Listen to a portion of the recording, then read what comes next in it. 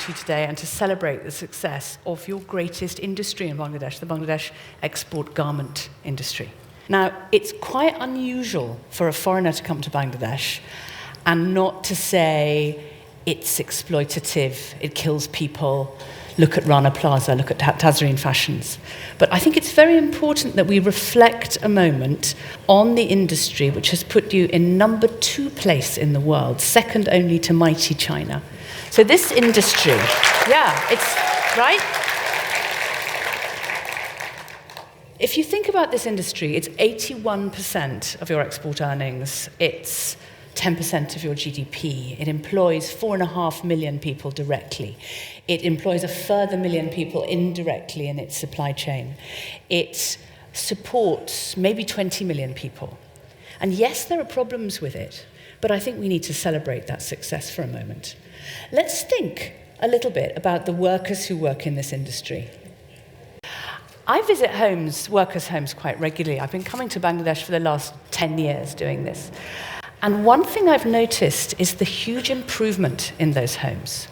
Yes, they are simple, but 10 years ago, in somebody's room, there was no electricity, there was no fan, there was no fridge, there was a bed, there was no furniture, and people's belongings hung in plastic bags from the ceiling to keep them out of the damp, to keep them away from vermin. Nowadays, you go into a worker's home, and you see the bed, yes, but you also see the fan, television, mobile phone, little bits of furniture where people keep their stuff. Now, these are small things, but this is pride, this is development, this is the accumulation of assets. Now, this picture is the other side of the story. This is what people in the West associate with Bangladesh. I travel around the world, and interestingly, this is still the first association that people have. So famine, flood, people don't think about this anymore. They think of factories falling down. And that's an enormous pity. And what we need to do is look behind this, look at the people in the industry, and see how we can build on all that positive potential to make something really special, so that Bangladesh becomes not number 2, but number 1. Right? And I think Bangladesh is very well positioned to be number 1 because of your immense human resources. You have the best people, some of the best people I've ever worked with, and they are a better resource to you than all the gas, all the minerals in the world. And I think we need to think, though, about how we can exploit the enormous positives of those people, so as to build better lives for workers, better lives for the community, better lives for supervisors, better lives for managers, so to make Bangladesh number 1. Let's just think a little bit about those workers, or indeed about all of us. I'm going to draw on some social psychology here, which I think is very interesting in helping us to understand why things are a bit wrong at the moment and how to make them better. There's a very elegant experiment where researchers take a bunch of people and they divide them into 2. And they say to one half of the people, tell me one time you felt empowered. And so the person says, yeah, I remember the time I won that prize at school. And if you do that to yourself, you just feel ever so slightly positive about yourself. Just a little bit positive. The other group, they say, tell me one time you felt disempowered. And those people think, oh, I remember the time when I forgot my something or other, I left something behind. And they feel ever so slightly down, ever so slightly less capable. Then you get each of them to go into a room and you give them a simple exercise to write on a piece of paper, maybe a list. And there's a fan blowing at them, and it's blowing at them in their face. It's really uncomfortable. And it has a big off button. Guess what? Only those people who feel a little bit positive about themselves turn the fan off. All it takes to be a person that turns the fan off, to be a person that takes control of their situation, is empowered, is just that small feeling of positivity. So that feeling of empowerment, that feeling of positivity, if you were to translate that into all the garment factories in the land, to those 4.5 million workers, can you imagine what would happen? can you imagine how much more productive, how much more positive they would be? Now, a second important point that the social psychologists tell us is the importance of a sense of belonging. Do you know, if you imagine to yourself somewhere where you feel really comfortable, you might be thinking maybe at home, where you feel you belong, you're surrounded by people you know and you know like you. And then think of somewhere where you feel really uncomfortable, maybe an exam hall, for example. And there, it's much more difficult for you to fulfill your potential. Another problem is there's a lack of sense of belonging in these factories. Workers feel awkward, ill at ease. They don't know the rules. They're always in trouble. Again, that's a way of being suboptimal. Now, there's a third important lesson we have from social psychology as well, which is whether or not, thinking about the last speaker, that video, whether or not we view other people as human beings. Many times in factories, I hear supervisors saying to me, "You don't understand. Our people are stupid. They can't learn." Or a manager might say, "No, these people are lazy. Look, they don't even come to work." And of course, when you dehumanize people in that way, that is when you can abuse them. There's another very interesting experiment. Look, if you show subjects pictures of role models, so people who are very warm and very capable, Olympic athletes, David Beckham, cricketers, and I look at your brain patterns, the bit of your brain that lights up is the bit that processes people.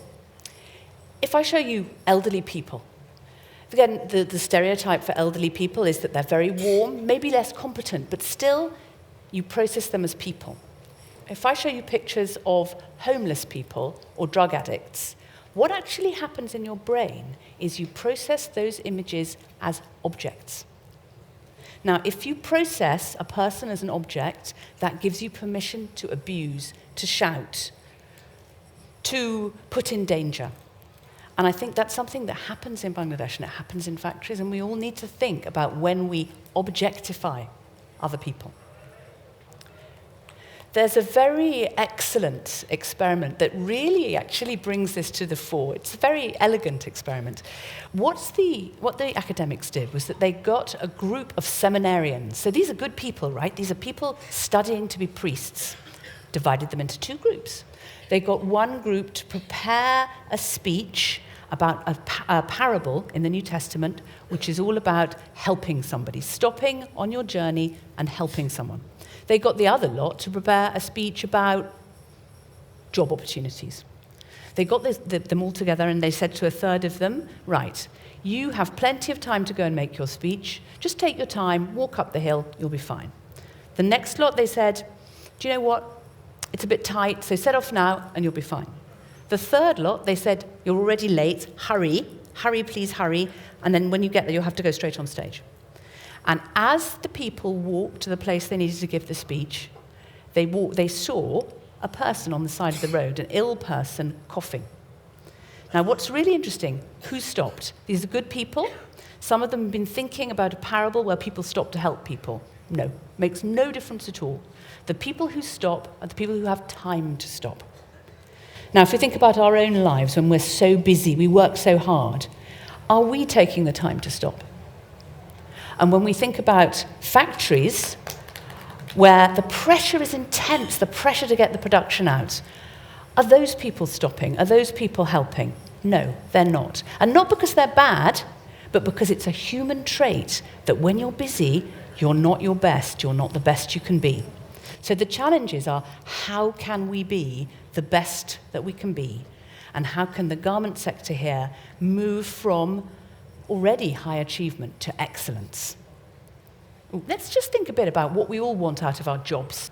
Now, of course, everybody says money. I want money out of my job. But when we talk to people all around the world, and people of all stratas of society, all different levels of education, we actually find there are three things. There's money, sure. The second is respect.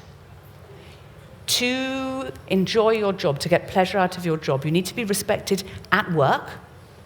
You need to be respected as doing a good job, but you also need to be respected when you go home. So if you go home as a garment worker and you go into the slum and they won't lend you any money in the shop at the end of the month because they think that you're not a good credit risk, that's a problem. And the third thing, of course, is better life for children. And that's a fundamental human need that we all have to give something better to the next generation. And we have to think, how good are those jobs in the garment industry at delivering on those three things? Better on money, not so good on respect, not so good on a better life for children. Now, this is a picture of a piece of broccoli. It may seem like a foolish picture to put up at this point in my presentation, but it's not actually. There is one thing you can do to rehumanize your view of another person, and it's really effective and it's really quick. If, before I show you the picture of the homeless person or the drug addict or the worker, I show you a picture of a piece of broccoli, and I ask you to imagine whether or not that person eats the broccoli, where you're processing that object goes to the person part and away from the object part. So it's crucial that we all rehumanize all the lower status people in society. Think of them eating broccoli, and you'll find it works wonders. And we do this in factories, actually. We get people to think of workers eating broccoli. It doesn't just have to be broccoli, by the way. It could be almost anything, right? So how are we putting these things into practice? Very often people think about making improvements in factories as A, quite boring, and B, very technical. But we find it's just about people. I'll tell you a little story about the way that we've been rehumanizing factories and interpersonal relations in factories here. You know, there's this thing that when a new worker comes to the factory, quite often what happens is they're seen as dirty. Maybe there's some sort of misunderstanding about toilet etiquette or something like that. Or maybe they're late. Or maybe they make lots of mistakes. Now, currently what happens is the supervisor goes, oh, these workers, they're stupid, they're dirty. What we get them to do is think of the time that they first went somewhere new. So you might be talking to the factory owner, and you might say, when you went abroad to university, or you might be saying, first time you came to Dhaka, first time in a new place. And it's quite interesting. Think of your own stories about this. Always those stories have three key elements, which are the same, if people are speaking honestly. There is always, when you come to the new place, first time at Dhaka railway station, for example, there's always an anxiety about the lavatory. Always, always an anxiety about the bathroom. And then there is somebody who helps you and someone who doesn't help you. And what we find is by getting everyone in the factory to tell these stories, they suddenly start to think, hang on, these new people coming in here, we need to help them, we need to be the helpful ones. And they start making changes. And do you know what we've seen? We've seen enormous reduction in the worker turnover. So if we think about it, in these factories, you've got 10% of workers leaving every month because they can't settle down and they hope they might find a better job somewhere else. In this, in the program we've been running, working with 45 factories and 83,000 workers, so it's quite a big program, we found that that figure has been halved simply by rehumanizing, simply by getting people to tell stories. And it's something that we should all do in every aspect of our lives because it makes a massive difference. And you get things like that. Now that's a supervisor laughing with her teammates, because she recognizes them as human beings. There's another very interesting thing that we found as well, is that there's a balance then you get in terms of benefits for business and benefits for workers. Because in these factories where relationships are rehumanized, you find that production goes up, productivity goes up. In the factories we were working with, it went up by 18% and quality went up too. And the result was, across all those factories, they made an extra $5.85 million. So that's pretty good for Bangladesh. But at the same time, the extra pay that went to workers through promotion, through better attendance bonus, through productivity bonus, was $5.5 million. So in fact, automatically, the rehumanization caused a rebalancing and a distribution between benefits for the business and benefits for workers. I just wanted to share one other thing that we've been doing we found is very helpful, which is working with workers to help them to organize their lives in a better way so that they can take more rest, arrive at work unflustered, have better control of their money. And we found that by humanizing at that level, humanizing with people in their homes, you also get remarkable results. And we hope very much to be continuing with this with you all to power Bangladesh to being number one, not a basket case, but a beacon. Thank you very much.